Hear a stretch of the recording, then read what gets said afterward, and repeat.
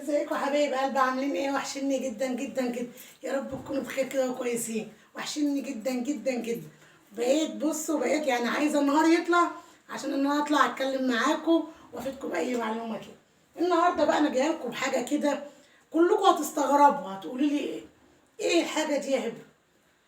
دي يا جماعه ضره. هنعمل النهارده ضره. كتير منكم هيسالني يقول لي ايه هبه الضره دي ايه؟ نعرف لحمة راس، نعرف كرشة، نعرف ايه الضرة دي. الضرة دي يا حبايب قلبي يعني بتبقى فين في الحيوان؟ هقول لكم بيبقى الثدي بتاع الذبيحة بتاع الحيوان اللي مذبوح، ايا كان بقى بقرة جاموسة، بيبقى الثدي بتاعها. اقسم بالله تحفة تحفة تحفة. شايفين البياض الناصع اللي هي فيه؟ انا غسلتها ونضفتها، واي حته فيها ما عجبتنيش شلتها. في منتهى الجمال. جربي مش هتخسري حاجه. مش هقول لك هاتي 2 كيلو، مش هقول لك هاتي كيلو، نص كيلو بس. قبل ما تجيبيها لانها تتحجز، احجزيها عند الجزار. يعني انتوا مش هتقولوا انا عايز ضره، هتلاقي. احجزيها عند الجزار. ناس كتير بتسلقها قطع بحالها وبتقطعها طرنشات وتعملها بانيه. ناس كتير بتعملها زي الحلويات كده، بتسلقها برضو وتقطعها وتحمرها طرنشات كده في قلب السمنه البلدي بحبه فلفل اسود بقى وحبه كمون وحبه شطه. ناس كتير بتعملها في طاجن خضار. ناس كتير بتعملها في مكرونه. يجيبوا المكرونه اللي هي الصغيره خالص دي ويحمروها كده، ويكونوا سالقين اللحمه، عفوا سالقين الذره دي ومقطعينها عصافير صغيره كده، ويكونوا محمرين. يفضلوا يحمروا في المكرونه، يحمروا ويحطوا لها معلقه صلصه واحده، وينزلوا بالتوابل، وينزلوا بالذره المسلوقه المتقطعه عصافير صغيره. يا نهار ابيض على طعمها وريحتها، مش قادره اقول لكم. طبعا مش عايزاكم تحكموا على حاجه الا ما تجربوها. جربي مش تخسري حاجه. انا النهارده جايبه كيلو من الذره في منتهى الجمال. غسلتها كويس جدا ونقعتها بالخل والملح والليمون والسكر وقرفه خشب وحبهان. خليت ريحتها اصلا في منتهى الجمال. كده كده شربتها بتترمي، ما بناكلش، ما بنستفادش بشربتها بحاجه. بس برضو مش يعني مش معنى ان انا برمي شربتها مش هطعمها. لا طبعا. هحط لها ايه النهارده؟ هحط لها طماطم، جزر، بصل، حبهان. ورق اللورا كان عندي حبه حطيتهم في ميه النقع. هنزل بالبوكيه الجرنيه ده كله كده في الميه وهي بتغلي. بسم الله الرحمن الرحيم. قبل اي حاجه حط لايك، حط لايك للفيديو. كنت نسيت احط لايك، حط لايك. الكلام خدنا ونسيت تحط لايك. دلوقتي الميه بتغلي اهي. انا دلوقتي هسلقها خالص، سلقه كامله خالص. انت ليكي بقى حريه الاختيار زي ما قلت لك. حابه تقدميها بعد ما تتسلق كده، تحط لها الملح في الاخر وتسيبها 5 دقايق كده مع شربتها كده بالملح، تتملح وتبقى طعمها جميل، مفيش مشكله. وهتخرجيها بقى من الشوربه، هتقطعيها بقى التقطيعه اللي تريحك. عصافيري بقى زي كبده الاسكندراني مطاوله، التقطيعه اللي انت تحبيها.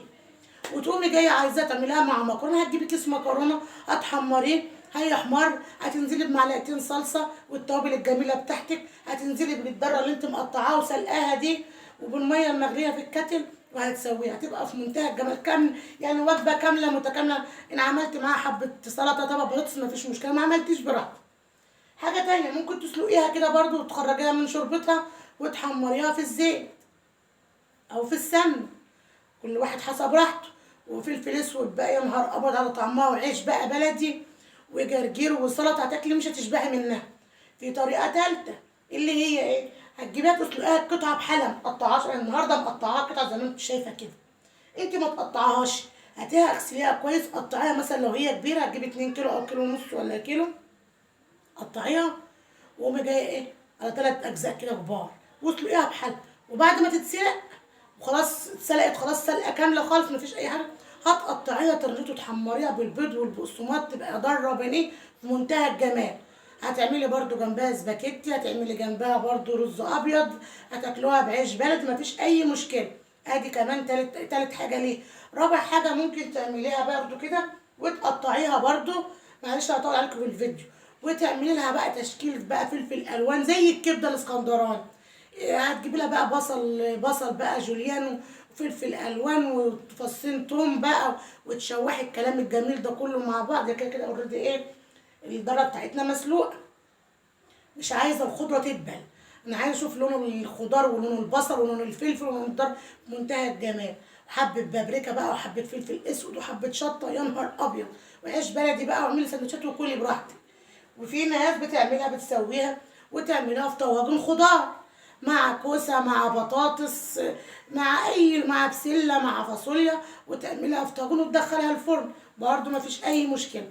انا كده اديتلك للضره دي اكتر من 5 طرق للضره دي. انا هسمي الله دلوقتي وهنزل بيها، انا غسلها زي الفل ومقطعاها قطع صغيره زي ما انتم شايفين كده.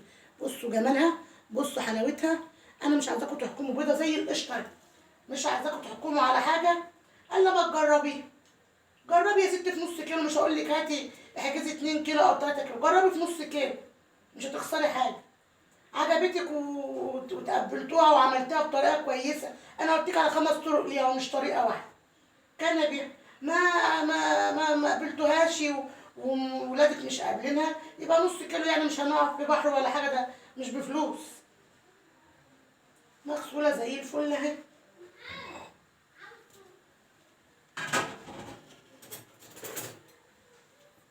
انا مش هحط لها اي اضافات تانية دلوقتي بقى، انا هسيبها تستوي بقى كده في البوكيه الجرنيه بتاعها الجميل ده. وقبل ما هطفي عليها بحاجه بسيطه هقوم جايه حاطه لها ايه، الملح بتاعها. احط لها الملح واسيبها في قلب الشوربه حوالي 5 دقايق وهطلعها. تقدري تعملي اختراعات، بس قسما بالله قسما بالله تحفه بكل الطرق، بكل الطرق. ونبقى جددنا في مطبخنا ويعني وغيرنا برضو، ودينا بنجدد مع بعض كده، واللي عنده فكرة جديدة يقولها للتانية. استنوني بقى بعد ما تستوي هنطلع منها بقى الاشكال، الطريقة اللي انتوا عايزينها والطريقة اللي احنا بنحبها واللي ولادي بياكلوها. استنوني بقى لما تستوي اوريكم شكلها. ودلوقتي يا حبايب قلبي خلصنا ايه، خلصنا الضرة بتاعتنا. بس بالله عليكم انا مش عايزاكم يعني ايه تحكموا الا ما تدوقوا.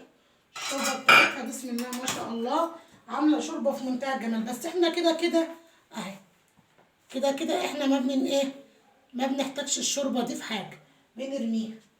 هنشيلها بقى كده من الشوربه بتاعتها. بسم الله الرحمن الرحيم. هدوك حطيت لها ملح وعملت ايه وسبتها كده 5 دقايق متغطيه عشان تتملح بس كويس كده من الشوربه وخلاص. وقمت جايه شايلاها من على النار.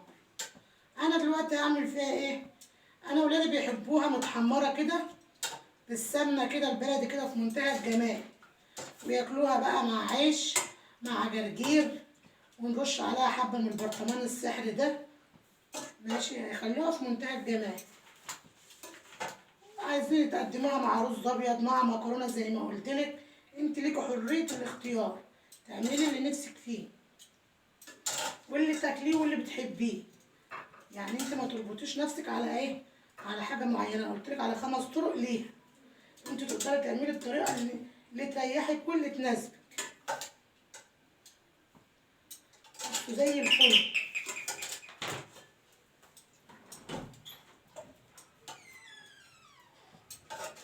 خلاص انا نشرتها كده كلها اهي.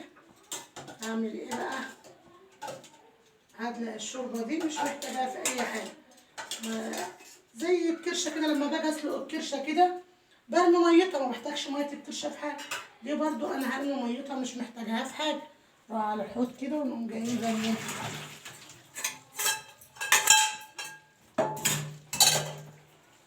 مش محتاجه انا كده ميتها في حاجه. ودلوقتي يا حبايب قلبي هنزل بقى في معلقتين السمنه البلدي بتاعتنا بتفرفش، ما تفرقعيش نفسك. شايفين كده انا هحمرها بقى وارش عليها حبه ايه، خلطه من البرطمان اللي انا عاملاه كده. وده عيش بقى، عيش بقى ماشي، انت تقولك لا برز ابيض بقى، سلطه بقى، مكرونه، تقدميها مع لو مع محشي هتتاكل. انا مش حاجه يعني ايه بس. وبقولها لك برضه المره المليون، ما تحكميش على حاجه الا ما تجربيها بنفسك. ومش ضروري يا ستي تجربي يعني كميه كبيره، نص كيلو بس، نص كيلو نجرب فيها وخلاص. خلصنا غدانا يا حبايب قلب الدره الجميله اللي في منتهى الجمال، ما فيهاش اي صعوبه وتحفه تحفه تحفه. بس ما تحكميش على حاجه الا لما تجربي. خدنا عملنا معاها ايه؟ عملنا معاها حبه رز ابيض، وقدمنا معاها خس ليجي وجرجير وعيش وفلفل حامي وشطه. يعني بصي ما فيش بعد كده ولا اجمل من كده. شايفه جمال الطبق؟ شايفه؟ حمرناها بالسمنه البلدي ريحتها في منتهى الجمال. تقدري تعمليها بكام طريقه، انا قلت لك على اكتر من طريقه. الطريقه اللي تريحك تعمليها. ماشي، انا دلوقتي ببسط لك وبجيب لك ابسط طريقه تعملي بيها. وعملنا جنبها رز ابيض. اتمنى بقى ان الفيديو ده يكون عجبكم. هتقومي جايه عامله كده كده. ماشي، هنفتح السندوتش كده زي ما انت شايفه كده. دي لعبتي انا بقى السندوتشات دي. انا كنت عملته معاكم قبل كده كام طريقه للسندوتشات. بصوا مستويه جدا، سخنه في منتهى الجمال. سندوتشات بقى وناكله كده، والله العظيم في منتهى الجمال. حبه سلطه بقى حركات من عندك كده بقى، على حبه مخلل كده، ودلعي الدنيا كده واعملي لهم اكل جديد وعودي ولادك ياكلوا كل حاجه. بس قبل ما تعملي بتقولي لا ايه ضره دي، في ناس كتير ما تعرفهاش، في ناس كتير اصلا ما تعرفش يعني ايه ضره. عشان كده انا بقول لك في ناس كتير ما تعرفش يعني ايه ضره. انت شوفي يعني احجزيها عند الجزار الاول كيلو واحد. كيلو واحد بسم الله ما شاء الله. شوفي الكيلو عامل لي قد ايه. ودايبه، انا عايزه اقول لك دايبه دوب يعني لا فيها دهن. انت شيلي الحته اللي ما تعجبكيش شيليها. بصي بصي وحمرتها لنا في منتهى الجمال اهو. هعمل دلوقتي بقى ايه؟ هرش معاها ايه؟ حبه كده هرش لها ايه؟ حبه من البرطمان السحري ده، طعم ولون وريحه. طعم ولون وريحه. وهي سخنه بقى كده رشاشه عليها بقى كده. يا نهار ابيض على الجمال، يا نهار ابيض على الحلاوه. اظن مفيش بعد كده. شايفه الجمال؟ وعيشي بقى، عيشي بقى ودلعي نفسك ودلعي اولادك. اتمنى بقى ان انا اكون قدرت افيدك في حاجه في الفيديو ده يا حبايب قلبي. متنسوش الاشتراك، واتكلمنا كتير ونسيتي تعملي لايك اهو. انا شايفاك اهو ما عملتليش لايك. اعملوا لاختكم حبيبكم بقى لايك وفعلوا زر الجرس عشان يوصلكوا كل جديد. واقول لك يا حبايب قلبي اشوفكم على خير. باي باي.